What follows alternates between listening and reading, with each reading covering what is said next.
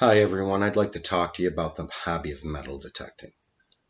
People think of metal detecting, they think of buried treasures and things of that nature. S.R. Ford once said that a buried treasure isn't worth much. And in some aspects, he's right. As long as it stays buried, it has no value. But I don't want to talk about the buried treasures, things like that, chasing a dream. I want to talk to you about other things, other types of treasures. I think along the lines of Johnny Depp's character, Captain Jack Sparrows, when he said, "Not all treasure is silver and gold, mate." Some of the treasures are just more important than silver and gold. A lot of people have different views on treasures. You got some people searching for wealth, some people searching for relics. The ones that search for wealth usually hit beaches, things like that, where they're going to find jewelry. They might hit playgrounds where they can find jewelry and coins and things like that. And that's a lot of fun to do. In fact, we've funded several camping trips with just hitting playgrounds with the change that we've gathered. One of the things I really enjoy is hitting old homesteads and finding relics. My wife found this past year a Civil War button, which was kind of neat. I found some old flat buttons and buckles from a colonial area. And it's kind of interesting to look into the past and see what type of things people had. But I find my greatest treasure is mostly spending the time doing this hobby with my wife and my children.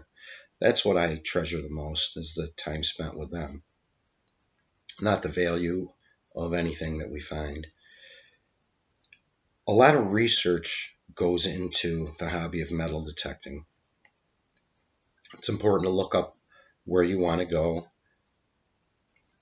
see exactly, what kind of area it was. A lot of times you can find old maps that have homesteads on it from the 1700s, 1800s, things of that nature. And you research it. And with the internet, it's amazing the things you can find. And then you got to seek for permission. So you find who owns a property, you ask for permission.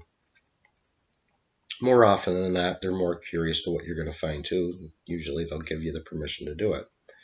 Well, once you've done all the research, that's when the legwork really begins. Sometimes you have to hike for miles. It's a great exercise, metal detecting.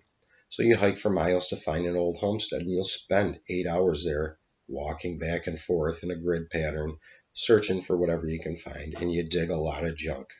So you're always kneeling down, standing up, kneeling down, standing up, walking back and forth. It's great exercise and a lot of fun. But I still think the greatest treasures you can find are the time you spend with your family. The idea of metal detecting may appeal to you. If it does, that's fantastic. I would suggest that you look into it. The idea of local history interests you. The idea of finding something that's been buried, that, you know, might be interesting to you. That's a great motivation to begin.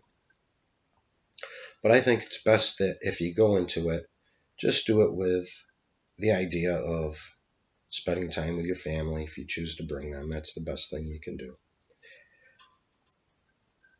Thank you, and I hope that I've informed you in some way. Thank you for your time.